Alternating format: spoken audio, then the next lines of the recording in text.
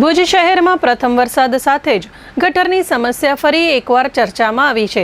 શહેરના માતૃછાયા કન્યા વિદ્યાલય વિસ્તારમાં ગટરના પાણી રોડ પરથી વહી નીકળ્યા હતા, જેના કારણે સ્થાનિક લોકો તેમજ વિદ્યાર્થીઓને ભારે હાલાકીનો સામનો કરવો પડ્યો હતો।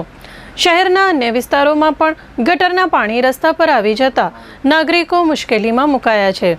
નગરપાલિકા તંત્ર તરફથી વર્ષોથી ગટરના પ્રશ્નોનો ઉકેલ લાવવા અનેક દાવા કરવામાં આવ્યા હોવા છતાં હકીકતમાં હાલત જળવાઈ રહી છે। વિપક્ષ પક્ષના આગેવાનો દ્વારા આક્ષેપ કરવામાં આવ્યો છે કે નગરપાલિકા તંત્ર ગટરના મુદ્દે માત્ર જાહેરાતો કરે છે, પરંતુ અસરકારક આયોજન કરતું નથી। વરસાદની શરૂઆતમાં જ જો આ પરિસ્થિતિ સર્જાઈ હોય તો આગલા દિવસોમાં સ્થિતિ વધુ વિકટ બનવાની શક્યતા હોવાનું પણ વિરોધ પક્ષે ચેતવણી આપી છે। નાગરિકોએ નગરપાલિકાને તાત્કાલિક પગલાં લઈ ગટરની સમસ્યા ઉકેલવા માટે રજૂઆત કરી છે। ભુજ નગરપાલિકાના વિરોધ પક્ષના નેતા કાસમ સમાએ ચંચળ ન્યૂઝ સાથે વાત કરી હતી।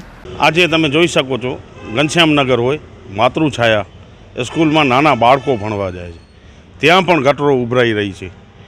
વારંવાર જ્યારે અમે વિપક્ષ તરીકે જ્યારે રજૂઆતો કરતા હોઈએ, માત્ર ને માત્ર ખાતરીઓ આપવા સિવાય આ લોકોથી કાંઈ થતું નથી।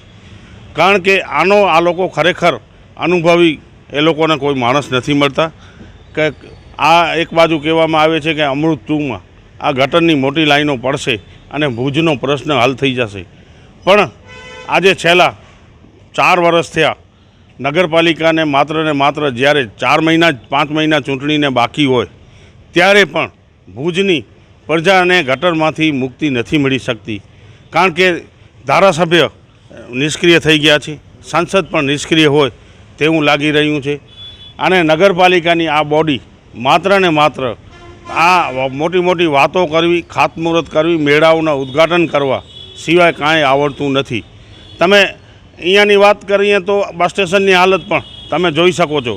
બસ સ્ટેશનની અંદર હોસ્પિટલ રોડ ઉપર પણ તમે જોઈ શકો છો, ખુલ્લેઆમ જ્યારે ગટરો ઉભરાતી હોય અને આ નગરપાલિકાનો શાસન જ્યારે નિષ્ફળ હોય તો મેં વારંવાર ભુજ શહેરની પ્રજાને પણ કીધું છે અને અપીલ પણ કરી છે કે હવે ખરેખર 4 થી 5 મહિના છે, આ લોકોને જાણકારો આપો અને પ્રજાના પ્રશ્નો કઈ રીતે હલ થાય, એનો નિરાકરણ કઈ રીતે થાય, એના માટે હવે ખરેખર આ લોકોને અહીંયાથી નગરપાલિકામાંથી મુક્તિ આપવા જેની નજીકનો સમય જ્યારે આવી રહ્યો છે ત્યારે નગરપાલિકાના આ જે પદાધિકારીઓ છે એ ખરેખર નગરપાલિકામાં લાયક નથી।